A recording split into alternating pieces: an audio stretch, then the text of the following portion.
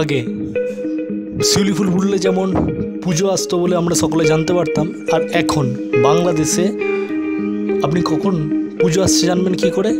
আপনি দেখবেন যখনই মূর্তি ভাঙা শুরু হচ্ছে আপনি জেনে নেবেন তখনই দুর্গাপুজো আসছে।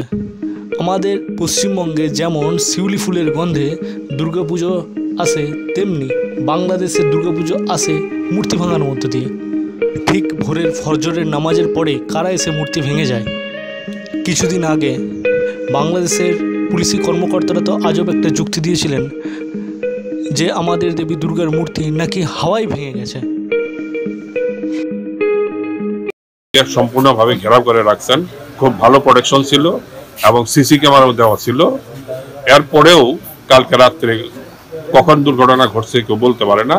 সিসি ক্যামেরায় দেখা গেল একটা প্যান্ট শার্ট পরা ছেলে ওই টিনের বেড়া কেটে ভিতরে গিয়ে মন্দির ভাঙচুর করেছে।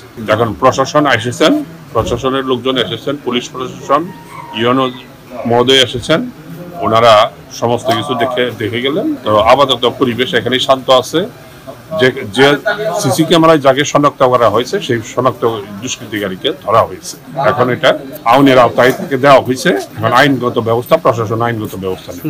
আপনারা জানেন আগামী 28 তারিখ থেকে শারদীয় দুর্গা উৎসব অনুষ্ঠিত হতে যাচ্ছে। আমরা পুলিশ বাহিনী সদা তৎপর আইন শৃঙ্খলা পরিস্থিতি স্বাভাবিক রাখার জন্য।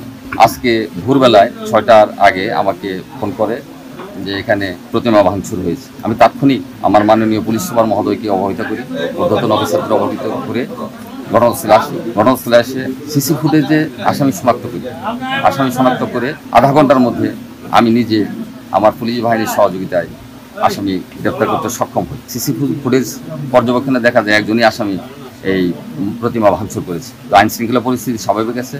আমার ঊর্ধ্বতন অফিসার এখানে আসতেছেন, অলরেডি রওনা করেছেন, আমার এসপি মহোদয় আসবেন। তো যাই হোক, আমি আপনাদের সার্বিক সহযোগিতা চাই সম্পূর্ণভাবে শান্তিপূর্ণভাবে, যাতে আমাদের সরিষাবাড়ি এলাকার পূজা উদযাপিত হয়। যে দুর্ঘটনা ঘটেছে আমরা দেখেছি, সিসি ক্যামেরার ফুটেজে একজন লোক দুষ্কৃতিকারী আমরা তাকে বলবো, সেই ঘটনাটি ঘটিয়েছে। যেহেতু আইন শৃঙ্খলা বাহিনীর তৎপর থাকার সাথে সাথেই তাকে গ্রেপ্তার করা সম্ভব হয়েছে। তিনি কোন উদ্দেশ্যে, কী কারণে এই ঘটনাটি ঘটিয়েছেন